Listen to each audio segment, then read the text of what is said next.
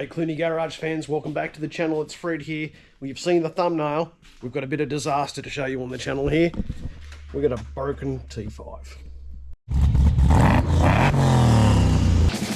Duck's guts.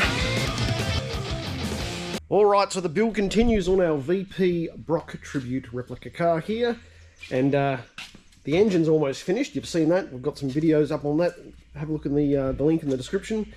But we're getting close to finishing, and part of finishing includes getting a transmission in this thing. You've seen the lock diff, we've done all the suspension, done all the interior, so now we're up to some transmission time. So, for those of you that remember, this was a 3.8 V6 Buick powered automatic car and platform that we got from an elderly couple in Melbourne. Zero rust and only used on Sundays to go to church and all the rest of it. And as you can see, it's in immaculate condition since we've been restored. Because it had the automatic, we had to put a manual in it. So a bit of a process involved in that. We got a wrecked VNSS Commodore Gentech, and I needed that so I could actually get the K-frame out of it. I needed a donor EFI block for the engine. Bunch of other stuff as well. Brake lines that I actually found out we didn't need because the V6 ones are okay. And the main other thing was to get the T5 out. So before Christmas, I went into Gentech, picked up the T5. It had been squirreled away in a nice little box.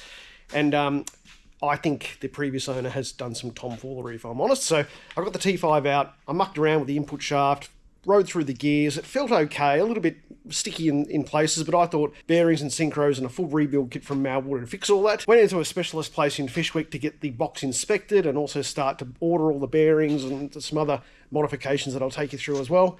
And I got a phone call and they basically said, hey Fred, you might want to come and take a look at this. So I've got the box back and it's in a million bits here, and I'll take you through all the little bits and pieces. So I'm no gearbox mechanic, so be kind in the comments please. This is an exploration self-help video. So they basically emptied the oil out and it was like a treacle. So I'm going to share with you some of the stuff that's in here. Look at these. That's the color of the oil. Have a look at that. And it's just full of bits of shards of metal, and there's a little big piece of metal I was dropped in there. I'll try and pick him up again. There you go. That's got to be a piece of synchro or gear shaft or some bearing material. Anyway, the whole case was filled. So that was the first telltale sign that something was seriously wrong. So kept pulling it apart and things just got worse from there. So basically, let's have a look at the first main shaft here, the input shaft. They actually couldn't get this cog and gear off. He's seized on. Look at the heat scoring, and there's a massive lip there as I'm rubbing my finger over it on that bearing. That's cooked. So either way, I was going to be up for a brand new input shaft, because this one has obviously seen some serious heat and is not good. Then we go into the lay shaft or the counter shaft, and things get progressively worse. Have a look at reverse gear. There's actually nothing left of that gear. So I'm just going to rotate him around so you can have a really good look. I don't know how that happens because they've got a reverse lockout on them from my understanding. And I think the reciprocal gear, look at this one. It's just equally mangled. Like, how does someone do that? Now, either this car was doing some serious burnouts or someone was seriously mistreating it. That just can't come from kilometres. Like, this has had some serious bloody damage done to it. Like, there's actually, you'd find more teeth at a bloody elderly home on this thing. Look at this. It's seriously stuffed.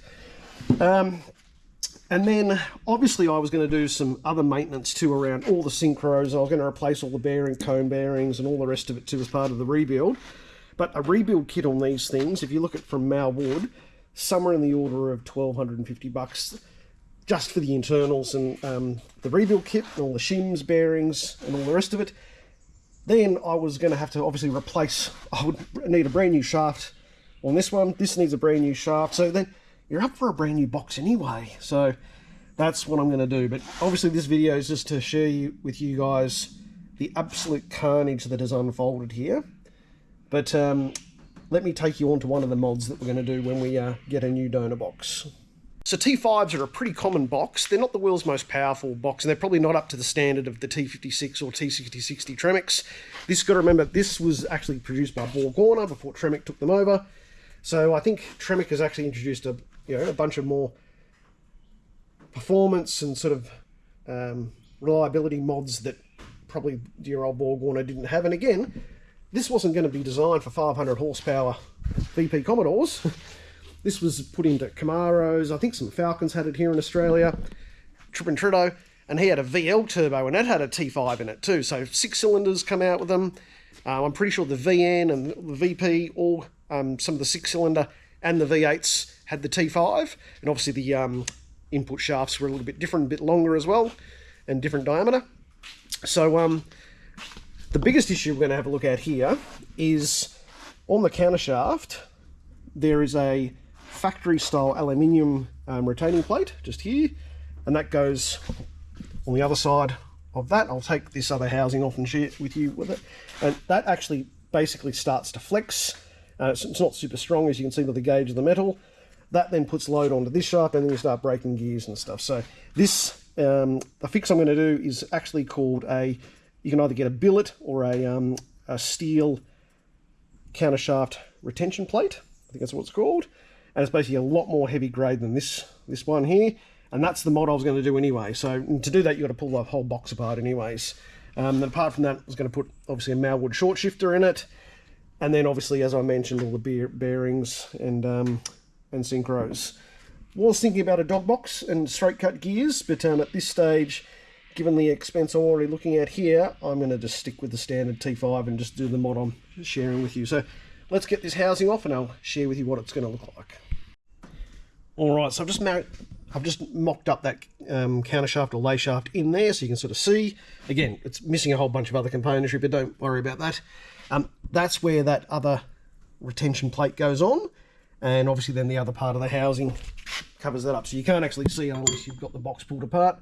But this is, yeah, really lightweight gauge steel.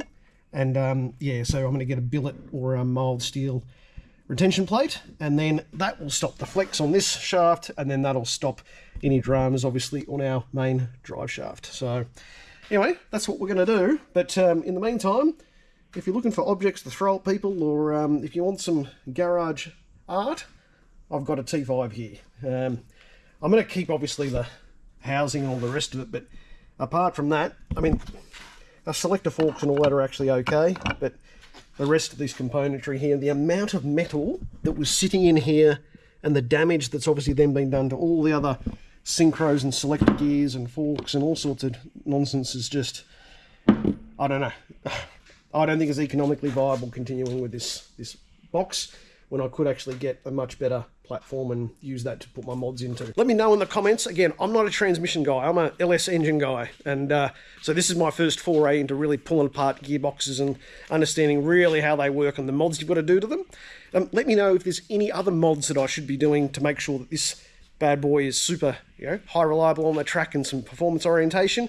I'd rather do the mods now than be parking on the side of one raceway and have the car up in the air and oil coming out of orifices that I don't really want that to occur. So what's next on this bad girl? And I'm going to share with you some sneak peeks right now. First sneak peek is in here, and as you can see, we've still got all our factory dashboard and gauges from the 6-cylinder. We're getting a 3D printout of Brock's original dashboard, and that will be the background then for all our original video gauges and make it all look period correct. So that is all happening. I've just finished up all the fab work in the back there that you probably saw from previous episodes. And in the boot is when our new fuel system and a bunch of other fab work that I'm doing as well. As you can see, I've got my dear old bell housing for my T5. I'll actually keep that. The radiator's out. What's going on in there? Well, Clunie Garage friends, the radiator's out because I've got myself a PWR Touring V8 Supercar spec radiator. Look at the size of the thickness of that core. Integrated twin thermos, and it's a piece of art, this thing here. And I've got a power steering cooler fitted as well. So that's going to look pretty good in there. I've got a bunch of other billet stuff that I'll share with you in another video. I've got some interesting stuff around power steering and an alternator bracket. But she's slowly coming together, the VP, and it's been a labour of love. And I'm just doing bit by bit. And once I get the T5 sorted, I've got a Tough Mounts gearbox member that I'll be fitting in, and I'll share with you all that. I've got some tough mounts, engine mounts coming. They're going to go into the engine bay. And the other thing I wanted to share with you, very quick sneak peek, new air intake. That's in the next episode. Catch you later.